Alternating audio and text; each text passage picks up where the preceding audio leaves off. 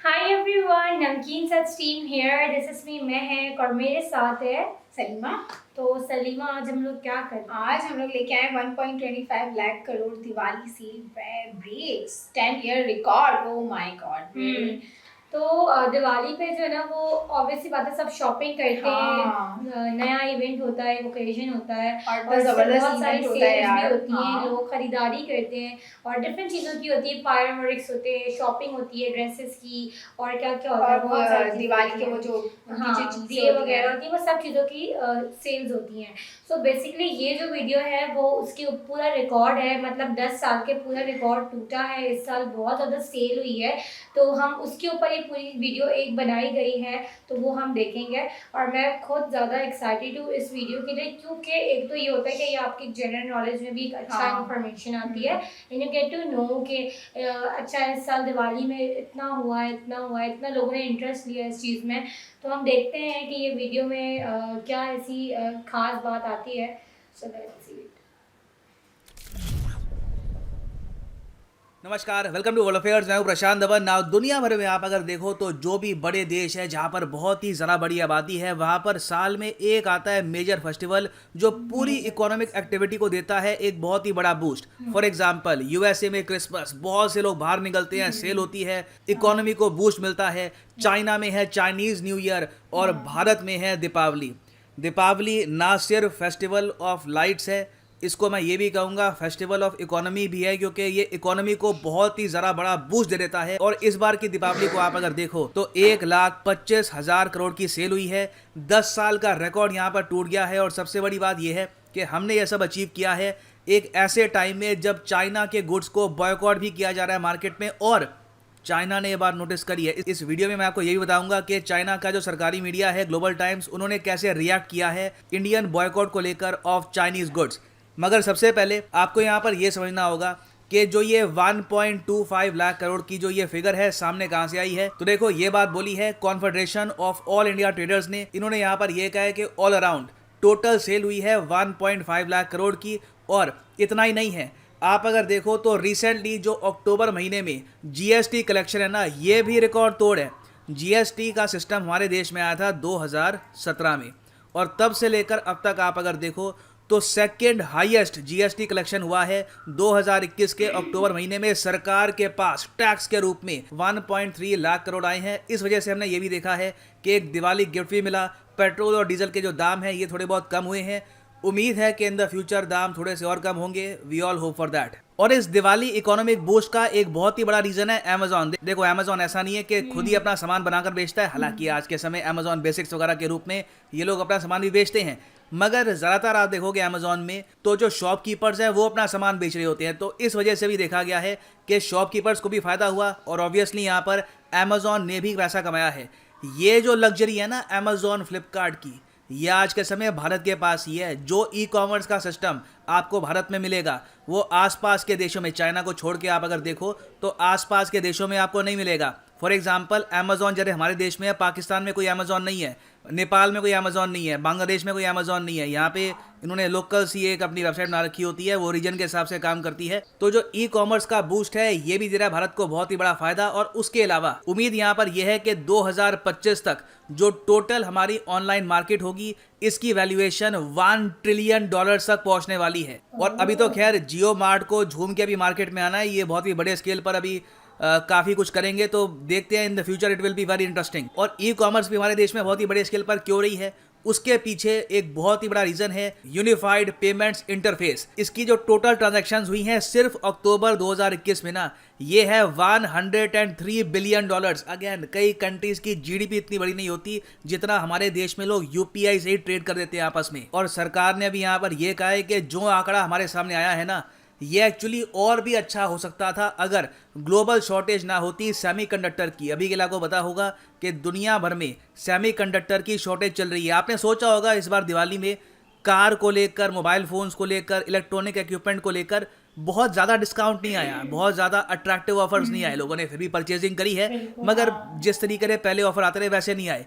उसका एक बहुत ही बड़ा रीज़न ये है कि सिंस ग्लोबली सेमीकंडक्टर की शॉर्टेज है, तो सेमीकंडक्टर के जो प्राइस हैं काफ़ी हद तक बढ़ चुके हैं। उस वजह से जो भी प्रोडक्ट्स हैं उनके प्राइसेस कम नहीं किए जा सके।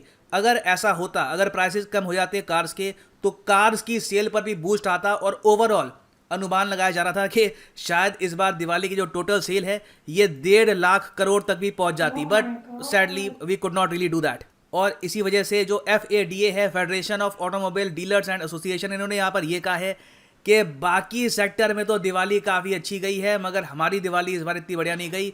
जो ओवरऑल सेल है टू व्हीलर्स की, कार्स की, ये एक्चुअली काफ़ी हद तक डाउन रही थी। और आप अगर कंपैरिजन में देखना चाहते हैं कि अभी दिवाली इंडिया की कितनी ज़्यादा अच्छी गई है, तो देखो दिवाली वैसे 2016 में जो टोटल सेल हुई थी ये थी 35,000 करोड़ के आसपास की, धीरे धीरे इंक्रीज होती गई और अब जाकर यार। 2021 में हमने यहाँ पर Increase ही होती बम्पर गई सेल है, देखी है 1,25,000 करोड़ की। और अभी भी यहाँ पर ट्रेडर्स कह रहे हैं कि साइकिल ख़त्म नहीं हुई है, क्योंकि देखो बाकी देशों में क्या होता है, वहाँ पर सिंस रिलीजियस फेस्टिवल्स में ना लोग इतना खर्चते नहीं है, तो मेन जो वहाँ पर सेल होती है वो होती है उनके न्यू ईयर के आसपास। हमारे यहाँ एडवांटेज ये है, पहले दिवाली से सीज़न स्टार्ट होता है, फिर न्यू ईयर पहुँचते पहुँचते सेल और उठती रहती है और उठती रहती है। तो पूरा जो ये टाइम होता है ना दिवाली से लेकर न्यू ईयर तक का, इसमें लाखों करोड़ों रुपए की सेल होती है ऑल ओवर इंडिया। तो अभी भी बताया जा रहा है कि न्यू ईयर आते आते लोग और परचेजिंग करेंगे, पूरा ये सीज़न होता है डिस्काउंट्स का, सेल का, तो ओवरऑल इकोनॉमी को काफ़ी बड़ा बूस्ट मिलेगा, लोग परचेज करेंगे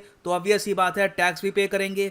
और उस वजह से आप ये भी देखोगे कि सरकार के पास जो GST कलेक्शन है ये भी लगातार बढ़ता ही रहेगा। और इस सब में सबसे बढ़िया न्यूज़ तो मैं यहाँ पर ये कहूँगा जियोपॉलिटिकल कॉन्टेक्स्ट से, कि इंडियंस ने genuinely made in China products come purchase किए हैं। देखो बड़ा देश है हमारा, बहुत बड़ी आबादी है, एक मैसेज लोगों तक डीपली पहुंचाने में टाइम लगता है, मगर एक बार पहुंच जाए ना तो लोग उसको फॉलो करते हैं। और आप सब लोग, मैं कहूँगा आप में से जिस आदमी ने भी कभी सोशल मीडिया पे कमेंट करी हो, पोस्ट करी हो कि इस बार दिवाली में जो चाइनीज़ प्रोडक्ट्स हैं ये मत खरीदिएगा, अगर आपने ये न्यूज़ सर्कुलेट करी है तो मैं कहूँगा आपने भी रोल निभाया है आज के समय ये अचीव करने में। और ऑब्वियसली जब चाइना की इंडस्ट्री को 50,000 करोड़ का लॉस होगा, क्योंकि I mean to be honest मुझे नहीं लगता कि 50,000 करोड़ का जो ये अमाउंट है ना सिर्फ इतने का ही लॉस हुआ होगा, क्योंकि हमें अनुमान था कि इस बार टोटल दिवाली में सेल होगी 1 लाख करोड़ की।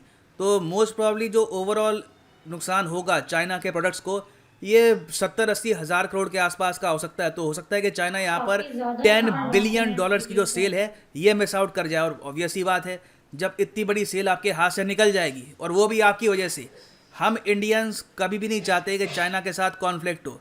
हम लोग ऑब्वियसली चाहते हैं कि पाकिस्तान चाइना के साथ हम लोग पीसफुली को एग्जिस्ट करें, मगर एक कंट्री लगातार कोशिश करेगा अगर अग्रेशन करने की तो लोग जवाब देंगे, और जवाब इनसे बर्दाश्त हो नहीं रहा आज के समय।